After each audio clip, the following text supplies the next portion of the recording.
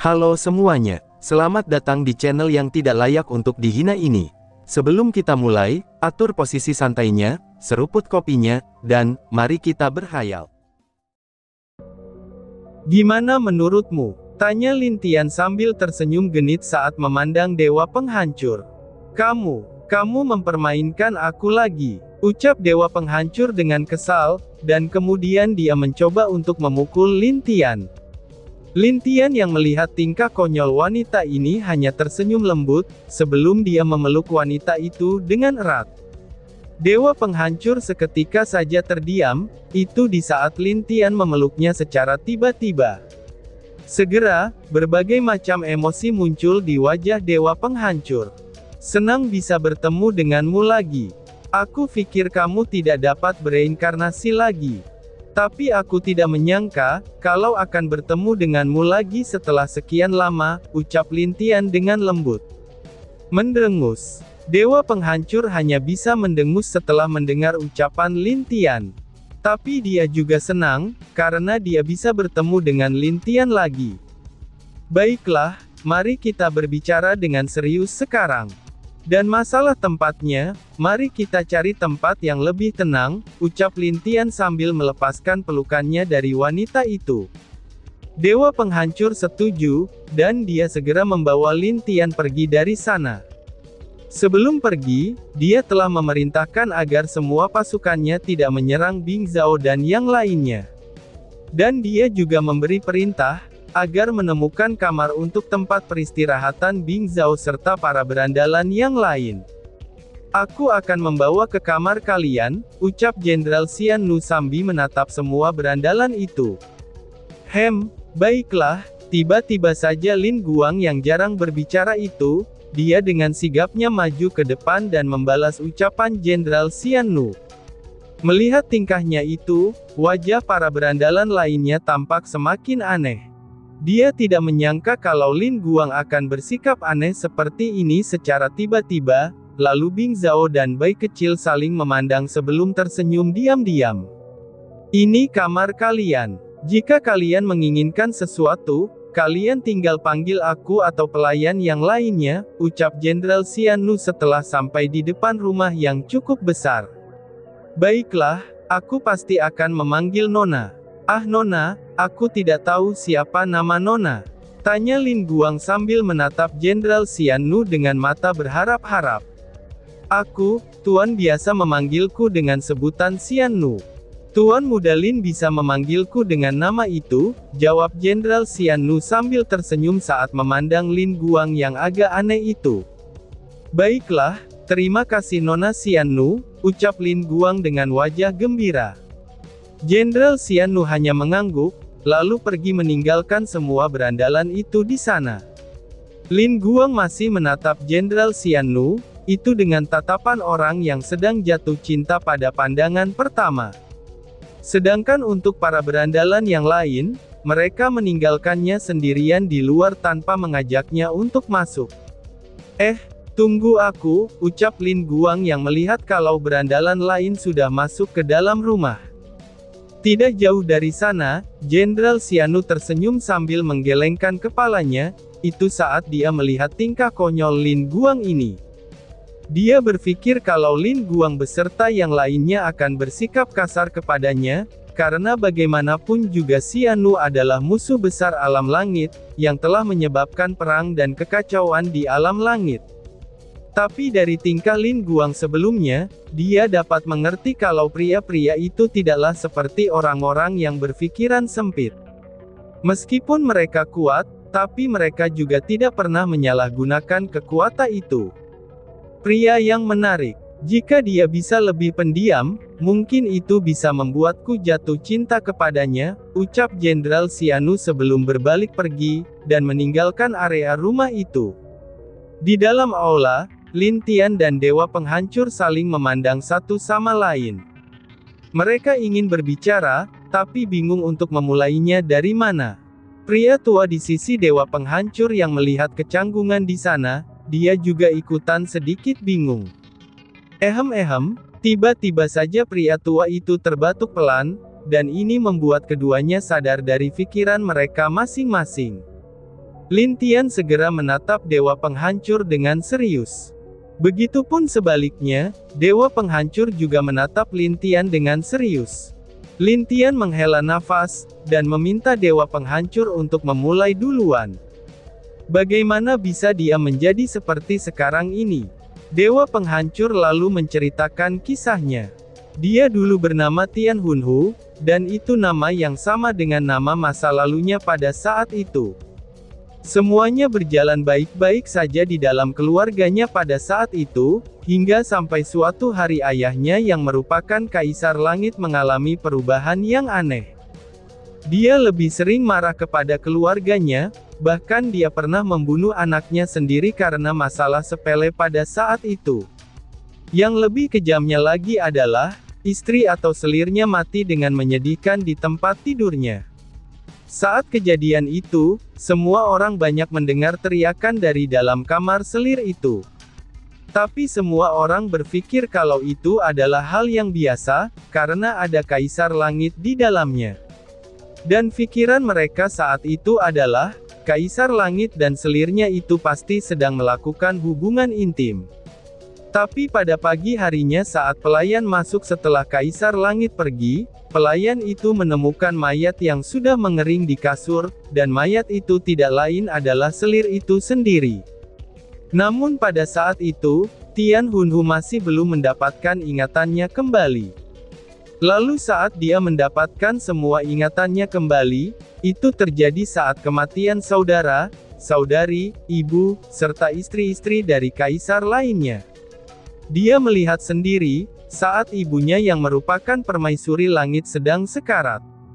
Saat itu ibunya demi meningkatkan kekuatan Tian Hunhu, dan mentransfer semua kekuatannya kepada anaknya ini.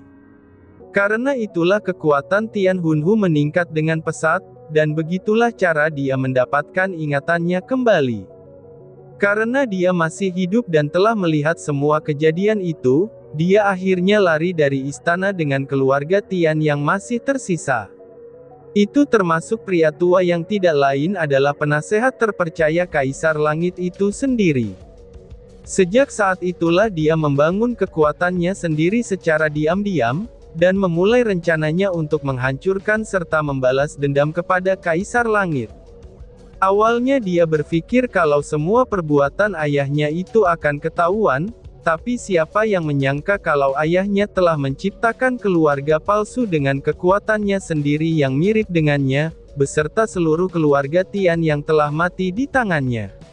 Lalu kejadian selanjutnya seperti yang telah Lin Tian ketahui, dia memulai rencana pembunuhan Kaisar Langit. Dia juga memulai mengacau di alam langit untuk membiarkan Kaisar Langit yang baru muncul, dan memaksanya membuka formasi yang mencegah para dewa turun ke dunia dewa. Jadi sampai sekarang semua yang terjadi di alam langit ini, itu murni karena kamu ingin balas dendam. Tanya Lin Tian dengan serius. Benar, jawab Tian Hunhu. Lalu, apakah kamu ingin turun ke dunia dewa karena sudah mengetahui masalah portal dimensi itu? Tanya Lin Tian lagi. Aku sudah tahu hal itu, dan aku telah berencana untuk berperang di tata surya kekosongan itu. Karena dengan begitu, dia bisa mencegah kematian yang tidak diperlukan, jelas Tian Hunhu. Hufha, kamu ternyata masih menjadi gadis yang nakal. Baiklah. Setelah ini aku akan menceritakannya kepada kakakmu tentang tingkahmu ini, ucap Lin Tian dengan agak marah, itu karena sifat ceroboh wanita yang ada di depannya ini. Ayolah kakak Lin, jangan beritahukan soal ini kepada kakakku. Bisa-bisa dia marah dengan apa yang telah aku lakukan ini, ucap Tian Hunhu dengan sedih. Lebih baik kamu temui kakakmu dulu, dan setelah itu aku akan memutuskan apakah harus memberitahu kakakmu atau tidak. Tapi tentu saja semua itu tergantung sikapmu sendiri, ucap Lin Tian dengan santai. Kenapa pria bau ini masih begitu kejam, gumam Tian Hunhu. Apakah kamu tadi mengatakan sesuatu? Tanya Lin Tian sambil menatap tajam ke arah Tian Hunhu.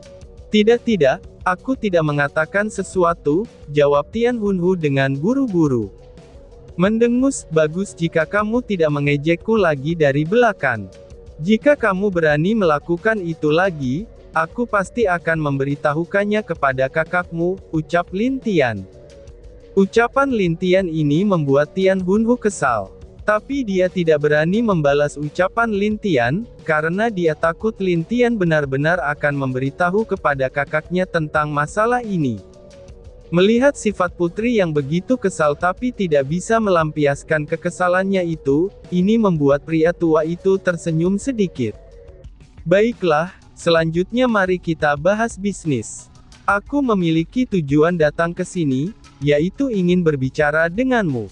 Dan yang kedua adalah, membicarakan rencana untuk menyerang tata surya kekosongan itu. Di mana makhluk aneh serta pria itu berada, ucap Lin Tian sambil menatap Tian Hunhu dengan serius. Apakah aku sekarang bisa menolak? Jadi semuanya terserahmu saja. Aku akan menuruti semua yang kamu perintahkan, jawab Tian Hunhu. Dia sangat mengerti, kalau dirinya tidak akan bisa menang melawan Lin Tian. Karena di zaman kuno, Lin Tian terkenal dengan gaya bicara dan juga strategi yang bagus. Kamu ini, sudahlah, biar aku membahasnya dengan Paman Tian saha masalah tata surya itu. Tapi kamu harus tetap di sini, dan mendengarkan semua yang kami katakan. Mengerti kan, ucap Lin Tian. Iya, mengerti saudaraku yang bawel, jawab Tian Hunhu dengan sebal. Bagus. Oh iya aku lupa, tadi kakakmu bilang kalau dia sedang dalam perjalanan menuju ke sini, ucap Lin Tian. Apa, kamu, dasar pria busuk. Kamu pria yang tidak tahu malu. Kenapa kamu mengatakannya kepada kakakku? Kamu, ucap Tian Hunhu dengan sangat kesal. Tian Hunhu tidak menyangka, kalau Lin Tian telah menceritakan tentang dirinya kepada kakaknya, itu di saat dia sedang lengah. Paman, bisakah kita membahasnya di sini? Tanya Lin Tian kepada pria tua mantan menteri Istana Langit itu. Tentu saja, itu tidak masalah Kaisar Langit, jawab pria tua itu. Lin Tian kemudian duduk, dan mulai mengatakan apa yang dia temui di dalam tata surya kekosongan itu. Dia juga menceritakan saat-saat dia bertemu dengan monster meteor perak, dan juga orang misterius yang kemungkinan adalah Kaisar Langit. Saudara Lin, apakah mungkin kita bisa ke sana lagi? Tanya Tian Hunhu. Tentu saja bisa. Aku telah menyimpan posisi tempat itu, dengan cara meneteskan sedikit energi yang aku tinggalkan di sana. Jadi kapanpun dan dimanapun kita bisa pergi ke sana. Tapi kita tidak bisa terburu-buru, karena kekuatan kita masih kurang. Jawab Lin Tian dengan serius. Kamu benar Kaisar Langit. Putri, kekuatan dari mereka jauh melampaui kekuatan pasukan kita pada saat ini. Di antara keluarga Tian yang tersisa, kebanyakan dari mereka telah berubah menjadi mayat, dan hanya dapat menampilkan kekuatan saat mereka masih hidup, tambah pria tua itu. Tian Hunhu hanya terdiam, karena memang benar apa yang dikatakan Lin Tian dan Paman Tiannya ini. Jika dia terburu-buru pergi ke dimensi itu dengan kekuatan pasukannya yang sekarang, maka hanya kekalahan yang akan dia terima. Beri waktu 10 tahun lagi, aku pasti bisa mengembangkan kekuatan alam langit dan kekuatan pasukanmu. Ucap Lin Tian. Ayolah, itu hanya 10 tahun, apa yang dapat dilakukan dengan waktu yang sedikit itu saudara Lin? Tanya Tian Hunhu. Tentu saja dia tidak percaya dengan ucapan Lin Tian, karena batas 10 tahun sangatlah dekat. Sepertinya tidak mungkin dalam waktu 10 tahun tersebut, mereka dapat meningkatkan begitu banyak pasukan alam langit dan pasukannya. Hei gadis kecil, kenapa kamu begitu tidak percaya kepadaku? Apakah kamu pikir otakku ini sepertimu, yang isinya hanya kekuatan saja, balas Lin Tian. Apa katamu? Coba bilang lagi, ucap Tian Hunhu dan langsung berdiri sambil menunjuk Lin Tian dengan kesal. Haduh, kalian ini. Tetua Tian tidak menyangka, kalau dua orang ini akan saling berlawanan seperti ini.